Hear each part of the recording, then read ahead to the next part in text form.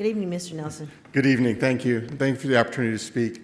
If you may indulge me for a minute, I'd like to introduce myself because I'm going to speak on behalf of the special needs community. Currently, I'm in my community service work. I'm the chairman of the Inland Regional Centers. I have also coached Special Olympics, including taking a team to, as Team USA to South Korea. Our family trust started VIP soccer and Challenger baseball. I have been on the City of Riverside, the State of California, and the Federal Commissions on Disabilities and Transportation. And I'm also on the Nehemiah Project and on Tim Tebow's foundation. So I have a little bit of background, but more importantly, I'm the father of a special needs son who's back here, who is also an advocate. He's on the DDS subcommittee, he's on the ARCA committee, and he's on the IRC CAC.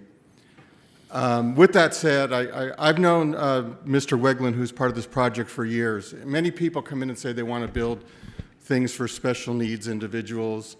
Ted Weglin and his family have been committed to our community for years. When I needed help coaching teams, he had his children help with special needs. His commitment to our community is real and deep. In California, we have the Lanterman Act, which entitles people with special needs. I hate using those words or disabilities because they really have different abilities, but those are the words we're forced with.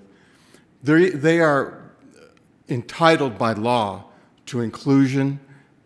People are entitled by human nature to dignity and respect. We're finally, this is the first time, and I've been involved with special needs for 25 years as an advocate. This is the first project I've seen where a developer is going to do something. This would be, in our community, epic. Finally, where our community, our families could live in a house that accommodates their needs and is comfortable for their children to live in our community. And that is a commitment the state of California made to the special needs community in the Lanterman Act, was for inclusion.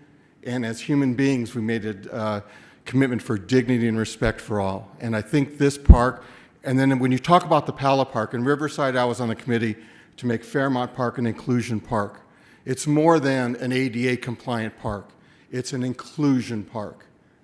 It's where people with special needs are included with those that are called typical. And I have 4 kids.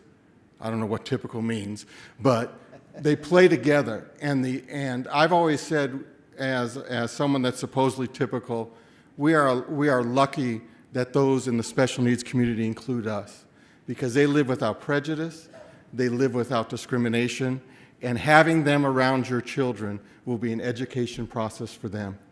Again, thank you, and I urge your support for this groundbreaking project. Thank you. Thank you, Mr. Nelson. Any further speakers?